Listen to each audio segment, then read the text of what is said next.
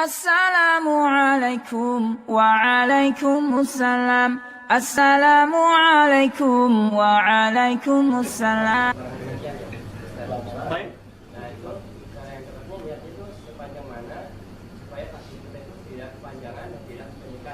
Baik, persoalan tentang niat ya. Saya berikan langsung satu kitab karangan Imam Asy-Syafi'i namanya Jilid pertama halaman 161.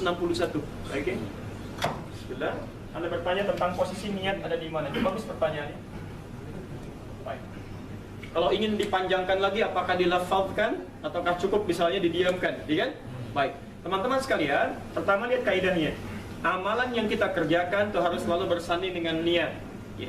Itu yang menjadikan persoalan atau aktivitas kita menjadi ibadah. Di semua mesti ada niatnya. Dengan niat maka aktivitas kita berubah menjadi ibadah. Bisa Anda mau bekerja, kalau cuma sekedar untuk cari dunia maka tidak ada nilai ibadahnya. Tapi kalau Anda niatkan karena Allah, Anda ucapkan berangkat bismillah. Kata Nabi, kullu amrin dhibalin la yubda'u fi bismillahirrahmanirrahim fa huwa aktar. Anda ucapkan bismillahirrahmanirrahim, Anda berangkat atau minimal bismillah, maka tertulis pahala ibadahnya dari mulai kerja sampai selesai pulangnya. Nah, yang kedua, fungsi niat ini nanti akan membedakan antara satu ibadah dengan ibadah yang lainnya. Maaf, apa bedanya antara sholat zuhur dengan sholat asar? Bedanya apa? Niatnya. Ya, waktunya betul, tapi kalau Anda lakukan jamak, dikerjakan di satu waktu kan 4 rakaat juga. Di kosor malah 2 juga. Apa bedanya sholat subuh dengan 2 rakaat fajar? Dua-duanya 2 rakaat. Gerakannya sama, salamnya sama, bedanya dalam niatnya. Jelas di sini? Baik, nah sekarang hadis riwayat Al-Bukhari nomor hadis yang pertama, innamal a'malu binniyat. Segala perbuatan kita bergantung pada niatnya. Sekarang kita tarik dalam sholat. Kalau kita ingin sholat, kapan kita kemudian menghadirkan niat ini? Kata Imam Asy-Syafi'i, an-niyatu muqtarinan bit takbir. Niat itu Anda hadirkan dalam hati Anda bersamaan dengan takbir. Jadi begitu Anda mengangkat tangannya begini, lisan mengucapkan Allahu Akbar, dalam hati Anda tujukan, saya berniat sholat zuhur. Jelas? Subuh misalnya, Anda angkat begini, ucapkan kalimatnya muqtarinan bit takbir. Anda angkat seperti ini, Anda ucapkan dalam lisan Anda Allahu Akbar, maka dalam hati Anda tujukan, ya, saya niat salat subuh, saya niat salat asar, saya niat salat maghrib. Jadi kata Imam Asy-Syafi'i, pelan-pelan ini bukan kata saya ya, saya menerjemahkan kata Imam Asy-Syafi'i. Pertama, an-niyatu mahalluhal qalbu. Ini sepakat semua ulama. Niat itu tempatnya ada di hati. Jadi niat termasuk amalan hati. Ya. Tapi nanti kita akan lihat kapan kemudian itu dilafazkan, gitu ya. Baik, kita akan lihat nanti. Di pertama, semua ulama sepakat dari sejak amalan Nabi dilihat diajarkan pada sahabat, pada tabi'in sampai kepada para ulama. Disimpulkan kata mereka, niat amalan hati. Kalau sudah masuk ke lisan namanya lafaz. Saya ulang ya. Amalan hati disebut apa? Niat. Kalau sudah masuk ke dalam lisan disebut apa?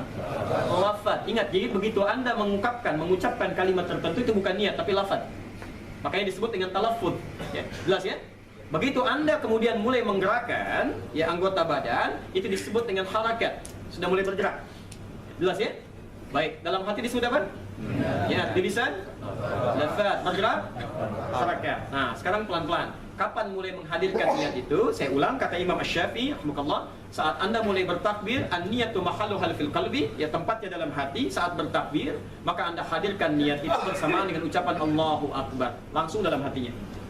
Baik, teman-teman perhatikan. Menggunakan bahasa apa? Bahasa kita. Karena itu amalan hati, nggak perlu dilafadzkan. Karena itu orang Arab mengatakan ketika dia mulai berniat, dia angkat tangannya, dia ucapkan Allahu Akbar. Orang Arab mengatakan usolli fardhu dhuhri. Saya berniat untuk zuhur. Usolli fardhu asri. Saya berniat untuk asar. Saking mudahnya kalimat ini, karena itu tidak ada kalimat khusus dari Nabi. Silahkan cek. Jangan datangkan hadis yang sahih. Hadis palsu aja datangkan misalnya. Atau cari yang paling Anda temukan satu hadis saja, tidak akan pernah Anda temukan bahasa niat dari Nabi, karena memang itu jelas gambarannya. Saking jelasnya tidak perlu diterangkan kembali. Ya. Jelas sampai sini? Baik, ini gambaran yang pertama. Anda angkat, ucapkan Allahu Akbar, hadirkan dalam hati. Ini maksudnya sholat A, sholat B, dan seterusnya.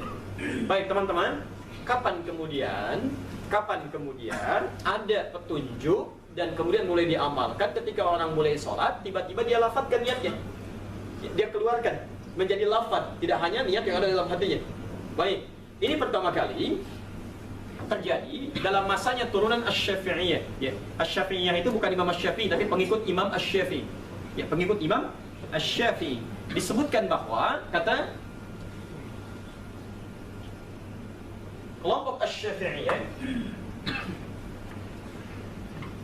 Imam An-Nawawi menyampaikan dalam kitabnya Al-Majmu'. Jadi kitab An-Nawawi namanya Al-Majmu' halaman 235, juz yang ketiga. An-Nawawi yang ngarang Al-Arba'in 40 hadis, gitu kan? Menulis Riyadhus Shalihin 1896 hadis. Beliau mengarang kitab Al-Majmu', juz yang ketiga halaman 235. Baik. Pelan-pelan beliau mengutip di situ pendapat Imam Ar-Rafi'i bahwa ada sebagian dari pengikut Imam Asy-Syafi'i keliru memahami lafaz ungkapan Imam Asy-Syafi'i. Pelan-pelan keliru memahami lafaz ungkapan Imam Asy-Syafi'i ketika menerangkan tentang niat. Beliau menyampaikan, perhatikan, Imam Asy-Syafi'i menyampaikan, adapun niat dan lafaz dalam haji dan umrah itu harus dilafazkan. Ingat, niat dan lafaz dalam haji dan umrah. Jadi ketika Anda mau haji, Anda mau umrah, Anda lafazkan itu, keluarkan untuk menguatkan niat yang ada dalam hati. Pelan-pelan. Lalu sampai sini bisa labbaik Allahumma hajjan, labbaik Allahumma umratan. Makanya Nabi ketika berhaji dan umrah beliau lafazkan untuk menguatkan dalam hatinya. Ya. Tujza'u biha, dan itu sudah mendapatkan pahala. Itu sudah mendapatkan pahala. Kama kana fis shalah, sebagaimana dalam salat ketika itu dipraktekkan tanpa harus melafazkannya.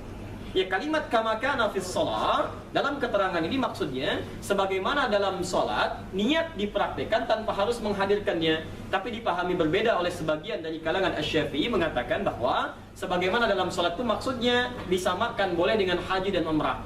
Jadi mereka mengatakan boleh saat mulai bertakbir, akan bertakbir, ya, maaf, tangannya akan mulai diangkat, maka boleh hadirkan niatnya dengan mengucapkan ya apa yang ada dalam hatinya. Maka muncullah kalimat usolli fardhu dhuhri, usolli fardhu asri, usolli fardhu maghrib. Baik, dikomentari ini dengan beragam oleh para ulama. Apa di antara komentarnya? Pelan-pelan, Imam Malik menyampaikan, kata beliau, wa tukrahu dan dipandang makruh at-talaffuz bin niyyah, mengucapkan niat 'inda shalah, dalam keadaan salat.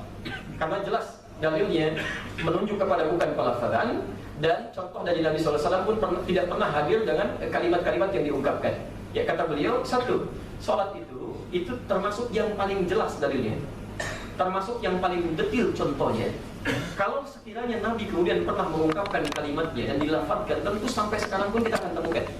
Ya, karena itu jika Anda menemukan contoh paling jelas, kemudian disandingkan dengan tafsiran itu takwil, ya, yang sekiranya bisa menghadirkan kalimat lain, maka yang jelas lebih mulia untuk diikuti dibandingkan dengan yang takwil. Kecuali, ini belum selesai, kecuali kata pendapat Imam Malik, kalau sekiranya itu dihadirkan, dilafazkan hanya untuk menepikan was-was dalam keadaan sulit kita menunaikan sholat dengan khusyuk, jika itu tidak dilafazkan. Makanya teman-teman, kalimat usolli itu muncul asalnya itu ketika seseorang mengalami was-was dalam sholatnya. Dia nggak bisa khusyuk, gitu. Dia nggak bisa khusyuk. Jadi sudah mulai, maaf ya, sudah mulai bertakbir, sudah merasakan macam-macam, dia nggak bisa khusyuk, sulit. Karena itu ketika berkonsultasi kemudian kepada ulama pada saat itu, Syekh Al-Maghribi, dia katakan, ya Syekh, kondisi seperti ini, ya sulit menemukan kekhusyuan. Maka beliau katakan, lafadzkan niatmu seperti Nabi melafadzkan niatnya dalam haji dan umrah. Hukumnya disebut dengan qiyas, khusus bagi orang ini yang tengah mengalami was-was luar biasa. Maka ketika dia melafadzkan niatnya usolli fardhu dhuhri, misal, ya, 4 rakaat lillahi ta'ala, menunaikan salat zuhur 4 rakaat karena Allah menghadap ke arah kiblat lillahi ta'ala, dia takut ternyata berhasil, maka tersebarlah ini.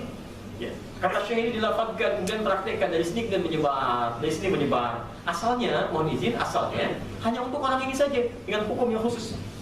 Dengan hukum yang khusus. Nah, ini seringkali lupa kalau ulama berpendapat, Anda mesti lihat, ada yang hukumnya khusus, ada yang hukumnya luas. Nah, ini hukum khusus dipraktekkan pada orang ini, tapi disebarkan maknanya sehingga menjadi menyebar. Ya, akhirnya apa? Orang yang tidak membutuhkan lafaz itu pun mengucapkan kembali. Dari sini kita ambil pendapat yang paling berpenahan. Kalau sekiranya sudah ada ketenangan dalam jiwa kita untuk memulai sholat, tidak perlu dilafadzkan. Karena lafaz itu bukan bagian dari niat, itu amalan lisan. Sedangkan Nabi SAW tidak pernah mencontohkan atau tidak memberikan dalil itu. Kecuali jika Anda berada pada situasi seperti tadi, sulit menemukan kekhusyuan di situ, maka sekiranya Anda boleh menghadirkan lafaz itu untuk meningkatkan kekhusyuan. Jelas sih? Oh, saya kira itu ya.